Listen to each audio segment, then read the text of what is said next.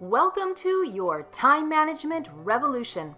This is Time Management Fixer Helene Segura. In today's episode, I'll be sharing a previously recorded interview during which we're discussing time management and mind management. Enjoy! Delivery from Staples. Staples guy. More storage bins? Great. Yeah, and you saved a ton with Staples' 110% price match guarantee. I am resolved to getting organized this year. Now everything is boxed up and put away. Whoa. What was that? Oh no, I boxed up Paul again. Resolve to get organized and get 20% off select office supplies. Staples. Make more happen. Applies to regular priced items only. Excludes ink and toner. Other restrictions may apply. Ends 1/14/17. Staples will match prices for items from retailers with online and retail stores and refund 10% of difference. See store staples.com for details. Blog Talk Radio.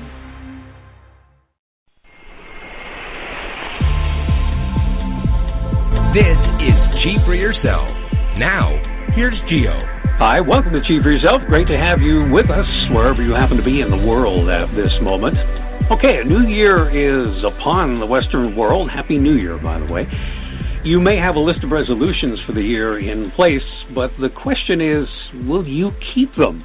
Our guest today was with us in 2016 to talk about her book, The Inefficiency Assassin, Time Management Tactics for Working Smarter, Not Longer. Helene Segura is a time management consultant, speaker, and teacher. She combines neuroscience, educational psychology, and pop culture to show how to improve efficiency during the workday and to help us have a life outside of it.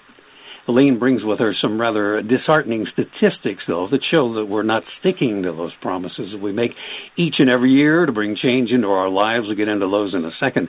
Helene, you're known as the inefficiency assassin. Doesn't leave much room for doubt. I remember reading that your organizational abilities started kind of early in life, didn't they? For the most part, I had what I called extremely organized piles. I was a piler, and so I had my scrapbook piles and magazine articles and then an area for my stuffed animals.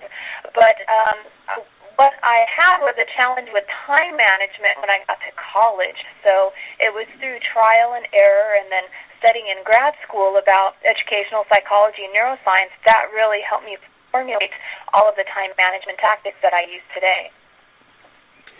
Now, your research that I mentioned earlier finds that only 8% of us keep our New Year's resolutions. What, for the most part, is going on with the other 92%?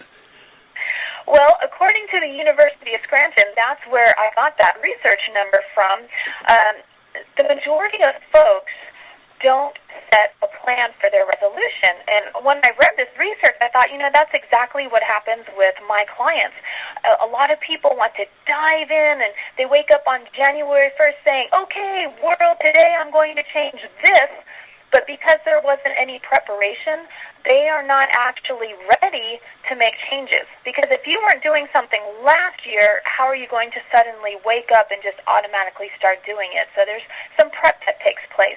The other challenge is that a number of people will make multiple resolutions. And it's tough enough to make one change, but if you're looking at 3 or 4 changes, especially if they're big life changes like losing weight or quitting smoking or saving money, then it's really hard to focus on everything you need to do if you're trying to chase down so many different things. And I suppose procrastination is a big problem, too. Is it just fear that makes us put things off, or not having confidence that we're going to go through with them? How does that work? That could be a part of it, fear. Procrastination can also definitely be a part of it because we think, oh, today's January 1st, I think I'll start on the 2nd. And then you wake up on the 2nd, oh, I think I'll start on the 3rd. And it just keeps moving and moving and moving. But really, because a lot of people haven't taken the time to prepare, they didn't realize that they needed to do this preparation, when they don't succeed on the first day, that's pretty demoralizing. And so that lowers the motivation level. And when you get up the next day, you don't want to try quite as hard. And then when you don't succeed again, you're pretty much ready to throw in the towel. That's why so many people give up on their resolutions within the first couple of weeks. And another one of the reasons that I found interesting, I don't quite know how to interpret this one. I don't know what to say to people. What do we expect to say or think we have to say? It's really important as a part of building your team. Just like I talk about in my book, my framework, the CIA, you want to create clarity, implement structure and flow, and assemble your team.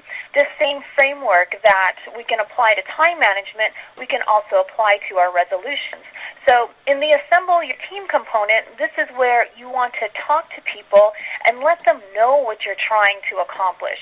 So you want to let your household know what your New Year's resolution is and why it's so important to you to accomplish this change, and then also let them know how they can help you, because that's great once they know, but what do you want them to say to you or not say to you? Do you want them to help you out with anything? Do you want them to nag you, or do you want them to stay silent? So by letting those people in your life know what kind of support you want, that is going to help you through. The same thing at work. If your resolution has to do with something at work, maybe your resolution is not being late to meetings anymore, you'd want to let some of your closest coworkers know what changes you're trying to make, so that way when they come over to you and you're behaving differently, they're not thinking that you're going crazy. They know that this is intentional and you're trying to do something new that's also good for yourself. Mm-hmm. And you mentioned putting your team together. There are people who have plans to start their own business in this year. Can you make any suggestions for budding entrepreneurs? Absolutely. First, you want to decide what field you want to go into, and you want to make sure that you follow your passion, because one of the most wonderful things that could ever happen to you is that you wake up in the morning every single day and you get paid for doing something that you absolutely love. Then once you figure out what field you want to go into, you need to start researching what else is out there, and how are you going to present this service or this product to those people out there. So you want to make sure that you touch base with business consultants or coaches, or get a book and study what you need to do to first start your business, and then what you need to do to market your business. So just like with resolutions, there's some planning that goes into it. So it's great when you wake up and you say, oh, I want to start this business, but what are all the steps that you need to take in order to set the wheels in motion? Because there's more to it than just buying a domain name and saying, okay, I have a domain name, now what? So you want to look at all the different things that you need to do to start building that business. Mm-hmm. And as you build your organization, obviously email is such a great help, but it can be an impediment for some people too, especially with time management. When we last talked, I did a pretty good cleaning of my inbox, but it's getting cluttered again. Yeah, I find myself backsliding. Should I schedule a day or hours for cleaning out the inbox? Make that a plan? That's a great question, because there are two facets to email. One is dealing with the incoming, and the second one has to do with what you're asking about, which is cleaning out what's already in there. So if you're in that cleanup mode, I absolutely recommend that you do schedule some time to go through that. And the length of time is going to depend on your attention span, and then also how many emails you have. Now, some people are sprinters. That means that they can only work in short spurts, so maybe 15 or 30 minutes, because either that's their attention span or their comfort level, or that's all the room they have in their schedule. So if you're a sprinter, you'd want to block off perhaps several 15-minute sessions, either within the same day or within a couple of weeks, so that way you can plow through those emails. But if you are a marathoner, that means you are comfortable with working for 2 hours, 3, 4, 5 hours at a time, then you can block off that longer time period to just go through all the emails, delete everything that you don't need, or archive the ones that you need to save. Mm-hmm. And speaking of email, I'm thinking of Tim Ferriss's book. He has a pretty extreme approach to email. He tends to just walk away from it for long periods of time. Is it wise to do that? Should we kind of keep an eye on it, or can we just say, I'm not going to take another look at this until the end of the day? That depends on what your job situation is or what your personal situation is. There's some clients I work with who have assistants who can go into their email account, and so the assistant combs through for them and then just presents them with the most important information. But a lot of us out there don't have that assistant who's going to comb through. So you'd want to make sure that if there's some kind of situation you need to be aware of, you are checking more often. I think that walking away from email is perfectly fine if you have set up, say, a junk mail account where if you do any shopping online or if you subscribe to newsletters, then all of those get filtered through to that one account. That's the kind of account that you can walk away from and not touch for a couple of weeks. But if this is a business account and your clients and colleagues need to reach you, or if it's a personal account and your family and friends expect some kind of reply within a couple of days, those are the kind of accounts that you can't walk away from unless you've set the expectation with everybody you deal with that, hey, guess what? I only check email once a month. So please don't be offended if I don't contact you for 30 days. So if you've set that expectation already, sure, then you can walk away. But otherwise, business still needs to run and family and friends still need to communicate with you. I think most of us have something that can easily distract us. Some people seem to be distracted by social media. They need to constantly post or view on Facebook, Twitter, Instagram, Snapchat. How should we handle the social media aspect of all this? Social media is a wonderful way to keep in touch with people from around the world, people you wouldn't normally talk to because the phone rates would be too high or you don't have an international plan. But like you said, social media can also be a distraction, and this is where we can lose so much time in the day. So what you'll want to do is, number one, if you tend to reach for social media from your phone or from your mobile device, move those social media apps off the homepage, because part of the temptation is that those apps are often right there as soon as we pick up the phone and we see the little notification numbers grow. Oh, I have 1 notification, I have 10, I have 20, and that makes it tempting to want to jump in.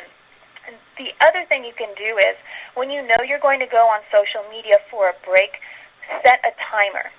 A number of my clients end up getting lost in social media for 30 minutes or sometimes 2 hours. They have no idea that that time has slipped away because they're having fun just cruising around and clicking on links and watching videos and looking at pictures. So, number one, remove that temptation from the home screen of your phone. And number two, set a timer when you do go in so you can prevent falling down that rabbit hole. Yeah. I belong to a gym not far from my home, and I talked with the people at the desk recently, and they say they see new sign-ups early in the year for memberships, and then the place sort of thins out a bit as the year wears on. If a new workout regimen is in our plans for the year, should we think about this tendency before spending the money? I definitely would, because if you weren't working out last year, then where are you going to fit it in this year? And I am not anti-workout at all, but you do need to think about what you're getting into. So let's say that your New Year's resolution is to go to the gym to work out. So that's great, but let's make this a measurable target. Do you want to work out 5 times a week? If you weren't working out last year, I don't know if that's realistic. Maybe you can start off with once a week or twice a week. So now that you have this target, let's schedule that time into your calendar. You can take a look at the schedule that the gym has and say, okay, I really don't like mornings. I'd rather do this after work, so let me schedule in a class that they're offering after work. Or if you're the opposite, do it in the morning. So you figure out what time is convenient for you. If you can get it scheduled on the calendar, then you're going to be much more likely to follow through with it. The other thing people need to realize is that because the rest of the world has also started making New Year's resolutions, those gyms are going to be crowded. And that's part of what drives people away after a couple of weeks in the gym. They get tired of waiting on machines. They get tired of dealing with people who don't know how to use the machines because it's their first time in the gym. So you might want to go to that desk at the gym and say, hey, are there any downtimes here at this gym? Is there a time when it's not as crowded? Because that might be the best time for you to go, so that way you don't feel bothered by so many people being crowded into the gym. Our guest on this Chief for Yourself is Helene Segura, author of The Inefficiency Assassin, Time Management Tactics for Working Smarter, Not Longer. There are those who feel, or at least say, that it's too much trouble to get organized, and you can see that they're crying out for some organization, even though they're saying that. Are they just in denial, or not seeing the whole picture? I totally agree. People who have experienced even fleeting moments of organization actually feel a little bit of zen because they realize, wow, this is what it's like to be calm. Wow, this is what it's like to not panic and to be able to find what it is that you need or arrive on time for a meeting. And when you start adding up just the time benefits alone of being organized, it's absolutely incredible. I was reading a statistic the other day, and it said that the average white-collar worker loses a total of 6 weeks a year just looking for files or papers or something in the office. 6 weeks! And so if somebody is going to say to me, it doesn't really pay to be organized, then I would present the different research that's out there and say, I would love to have those 6 weeks back, or if I'm organized, I would love that I haven't lost those 6 weeks. And that's just with time. Then you can also look at money. A lot of people buy duplicates or triplicates or quadruplicates, if that's a word, because they can't find what they need, so they end up buying extra. And that's a lot of money down the drain. Even if it is for business, even if it is a tax write-off, it's still money outlay.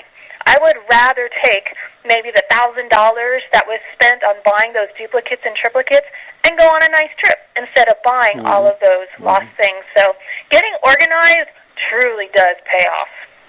Well, with all of that lost time in the workplace, and I'll call on your travel experience here, are you seeing industry doing anything more about this loss? Because it's almost like a crimp in the economy. Absolutely.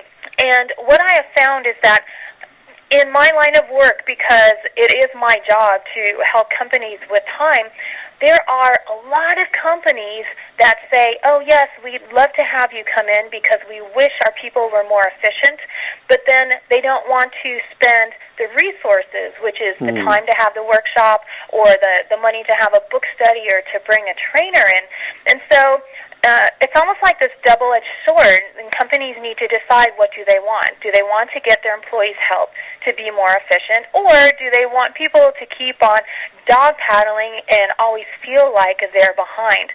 So I've seen smaller companies invest in their employees because they realize, wow, we can really increase our profit margins if we had people either working fewer hours with the same amount of return or working the same amount of hours with even more return. So the mindset really depends on who the leadership is of the company, and we can only hope that the leaders out there realize how valuable it is to invest in their employees and help them to be more productive. Well, speaking of leadership, how about the leadership of our schools? Do you ever envision the day where some of these principles that are so helpful are ever taught in schools? Unfortunately, I don't think that's going to happen as long as there are standardized tests. And we could spend a whole episode talking about standardized tests. For my bio that I was a teacher for 11 years in a Title I school, and standardized tests will drive the curriculum. I don't know what was taught in your English class when you were going to school when you were younger, but I remember diagramming sentences in English. Yes. And I used to love that because I'm such a nerd, and I take out my little ruler. I love drawing all those lines. By the time I got out of college and started teaching my English classes, I was told to not diagram because that is not a part of the test. And I realized that there are more important things to teach than diagramming, but the point is it's the test that drives the curriculum. So therefore, since time management and organization are not being tested, they are not going to be taught formally in schools unless individual teachers decide to give some organizing and time management lessons to their students. Can a person be born disorganized? I think so. Time management and organization really comes down to mind management. So you can't be born with all of the right synapses firing, and so you're automatically programmed to make these calculated decisions about how you use your time or how you're going to organize a space. But the good thing is that this can also be a learned skill. It's not something that you're going to be able to learn just overnight. It's something that you're going to need to practice until it becomes second nature. And so what is the saying about developing habits? Some people say it's 6 weeks. Some people say that it's 90 days. The whole point is that you need to choose the skill that you want to build and keep practicing it every single day, even when it feels awkward, because it will if you haven't done it before. But yes, I think people can be born this way with this kind of wiring, but it can also be learned. So when is it time to get professional help, from an organizer, that is? I would say that if you have made multiple attempts to try to get organized or to try to use your time better, and it's not working no matter what you do, or it works for a few days and then you fall off the wagon, then that's the time that you should reach out. You can look into coaching, you can look into books, you can look into webinars, but what I find with my clients is that what they really benefit from is the accountability, because they know that they're going to have homework from me, and they know that they have to do check-ins from me, with me. So having that built-in accountability is part of what leads to the success. And so I would say that if somebody is not able to work with a coach, then I highly recommend that they have an accountability partner, either in a coworker or a close friend, somebody who they can report their progress to, so that way they can get those little nudges to keep them going. Now, do you yourself do a lot of New Year's resolutions? How do you approach that? You know, I was doing some reflection about this because being on the interview circuit at this time of year, I started thinking about my patterns, and I realized that in my 20s, I was always looking for what was wrong with me and what I wanted to change for the following year. And then in my 30s, I started thinking more about my health, and so most of my resolutions were about improving my health. And halfway into my 40s, I realized that I tend to look at what I really liked about the previous year, and I make my resolution to continue doing that or to continue doing more of that. So this year, my resolution is to expand my garden, because last year I started a vegetable garden for the first time. I had not been successful in a whole bunch of prior years because, just like the typical New Year's resolutioner, I just decided, I'll buy some seeds or plants and stick them in the ground. And there's a lot more planning that needs to be done. So last year's garden was successful. I'm going to expand it for this year. My other resolution is that my husband and I have had date Saturdays every week. Instead of doing date night, we have a cooking date on Saturday, which of course involves wine. And we absolutely loved it. And so our resolution is we're going to continue this. We're going to protect as many Saturdays as humanly possible so that we can have this time together. One last question, and then we'll let you go. Give us a bit of advice to take with us throughout this year, regardless of where we happen to be right now on the resolution success continuum. I would say that whether you call it a resolution or a goal or a life change, choose one priority that you want to focus on. You're not ignoring the rest of your life. You're just saying, this is the one priority I'm going to keep track of throughout the year. You want to develop a target, like I mentioned earlier, something that's measurable. That way you know how close or how far you are to the target. And something that's very important is to reflect with power every day.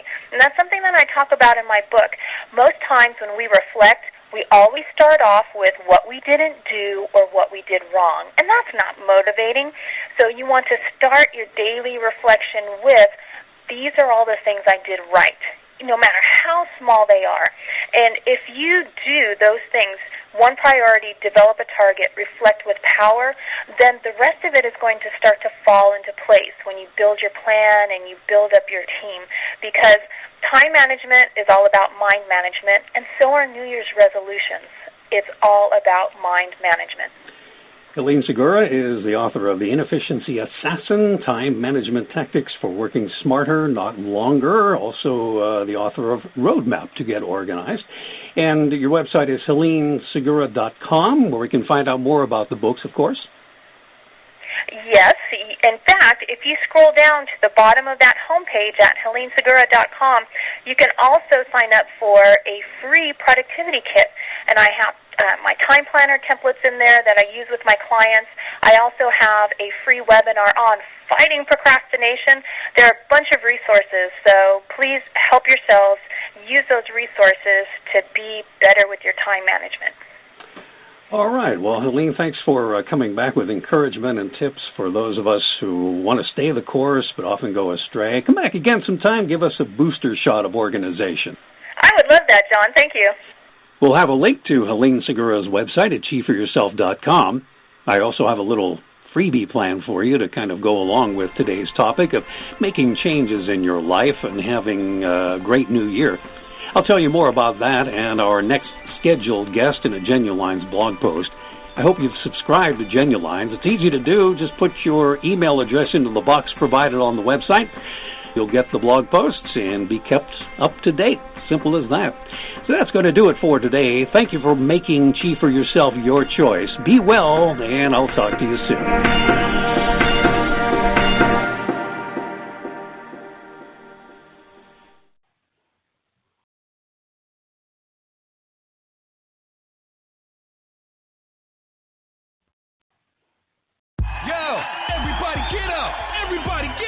Everybody needs to understand that I'm more than simply a hype man for this rap group, just like Geico is more than just a company that can save you money. Geico also has fast and friendly claim service, so they can help you when you need it most. And while I do love being a hype man, I also love reading for children's audiobooks. Like Little Bo Peep, she lost the sheep, and she don't know where to find them. Yo! Geico. Expect great savings and a whole lot more. Delivery from Staples. Staples guy. More storage bins? Great. Yeah, and you saved a ton with Staples' 110% price match guarantee. I am resolved to getting organized this year. Now everything is boxed up and put away. Whoa. What was that? Oh no, I boxed up Paul again. Resolve to get organized and get 20% off select office supplies. Staples. Make more happen. Applies to regular priced items only. Excludes ink and toner. Other restrictions may apply. Ends 1/14/17. Staples will match prices for items from retailers with online and retail stores and refund 10% of difference. See store staples.com for details.